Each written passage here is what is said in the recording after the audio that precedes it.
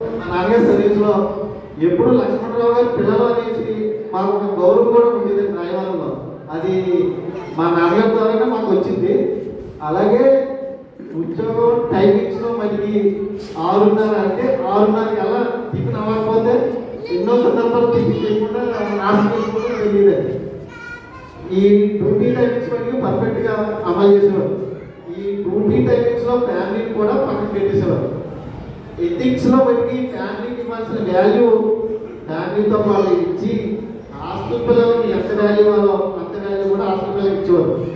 మాకు అప్పుడప్పుడు హాస్టల్ పిల్లలు కనిపించినప్పుడు మీ నాన్నగారి వల్లే మేము ఈరోజు ఈ స్థితిలో ఉన్నామంటే ఆ రోజు మేము మీ నాన్నగారు కొట్టడం వల్లే, మీ నాన్నగారు చెప్పడం వల్లే మేము ఈరోజు ఈ స్థితిలో ఉన్నాం అని చెప్పడం జరిగింది.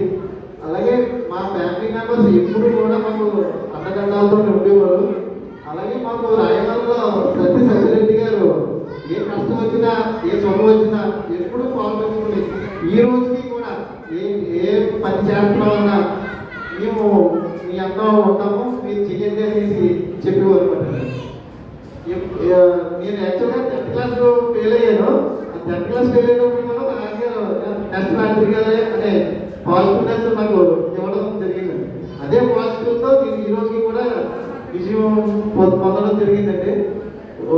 ఇప్పుడు దాకా మా నాన్నగారు మా అమ్మగారు 2 ఇన్నింగ్స్ పూర్తయి ఈ 2 ఇన్నింగ్స్లు కూడా దిగ్విజయంగా పూర్తి చేశారు. ఈ 3 ఇన్నింగ్స్ మా ఫ్యామిలీ మెంబర్స్ ఫ్రెండ్స్తో వాళ్ళ ఆశీస్సులతో దేవుడు ఆశీస్సులతో ఆరోగ్యంతో ఉండాలని మనసారా కోరుకుంటూ ఈ అవకాశం ఇచ్చిన పెద్దలకి ఏస్టోపల్లి గారికి, అలాగే ఈ ఆర్గనైజేషన్ చేసిన వెంకటేష్ గారు, ముచ్చలరావు గారు మాకు ఈ సహకారం సపోర్ట్ చేశారు. వాసు గారు, పేరుమండల్ గారు, మేడం గారు మాకు ఈ అవకాశం ఇచ్చిన అందరికీ, మాకు సపోర్ట్ చేసిన అందరికీ కూడా థ్యాంక్ యూ.